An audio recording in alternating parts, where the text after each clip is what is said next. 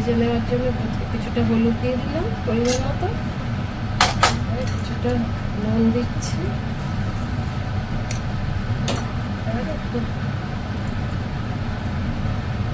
কড়াইতে তেল দেব, কড়াইতে তেল দিয়ে দিচ্ছি,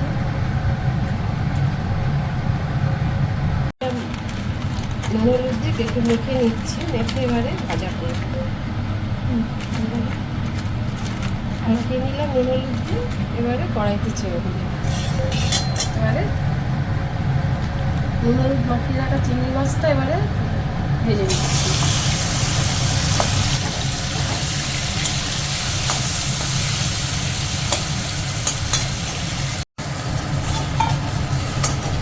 ভেজে রাখা চিংড়ি মাছগুলো উঠিয়ে দিচ্ছি। ওই কড়াইতে কিছুটা তেল দিয়ে দিলাম,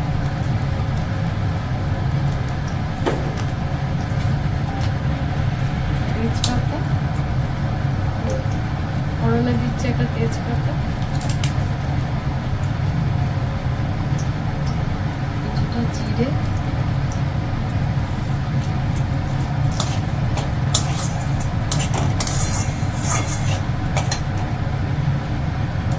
এবার একে একে কেটে রাখা আলু পটল, এখানে আলুটা দিয়ে দিচ্ছি, তারপরে পটলটা দিচ্ছি,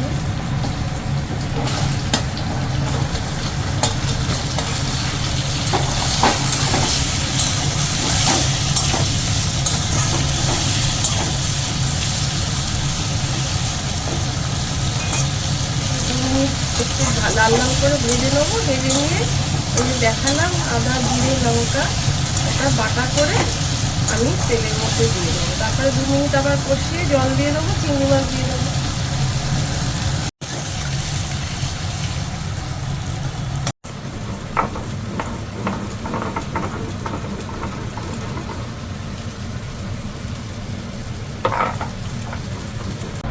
পরিমাণ মতো একটু হলুদ দিচ্ছি,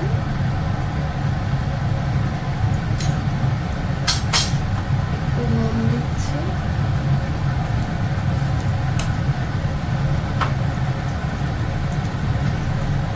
বেটে রাখা যে মশলাটা আদা জিরে লঙ্কা বেটে রাখা যে মশলাটা আপনাদের দেখাচ্ছি তাই দিলাম। 2-3 মিনিট কষাবো।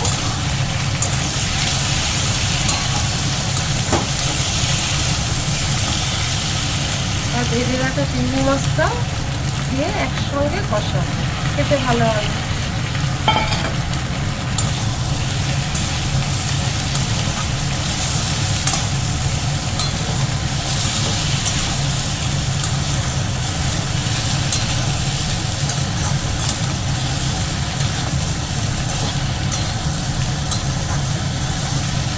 বেশি ভাজবো না, বেশি ভাজলে মশলাটা পুড়ে যাবে।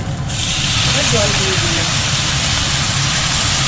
পরিমাণ মতো জল দেবেন যতটুকু লাগবে, আমি এতটাই দিচ্ছি। ভাজা দেওয়া দিয়ে দিয়েছি সম্পূর্ণটা। এবারে 5-6 মিনিট ফোটাতে দেবো। আলু পটলটা যে সিদ্ধ হয়ে যাবে তারপরে নামিয়ে দেবো, ঢেকে দিলাম।